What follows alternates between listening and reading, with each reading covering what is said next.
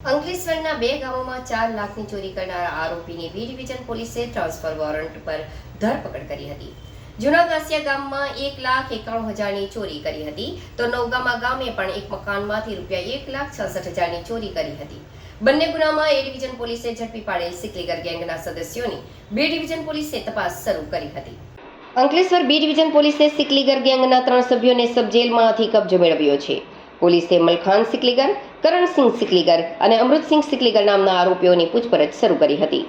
ત્રણેય સિકલીગર ગેંગના સદસ્ય અગાઉ અન્ય ચોરીના કેસમાં એ ડિવિઝન પોલીસે પકડીને સબ જેલમાં મોકલ્યા હતા. બી ડિવિઝન પોલીસ મથકના વિસ્તારમાં 2 ચોરીની કબૂલાત એ ડિવિઝન પોલીસ સમક્ષ કરી હતી, જે આધારે પોલીસે 3ની ધરપકડ કરી હતી.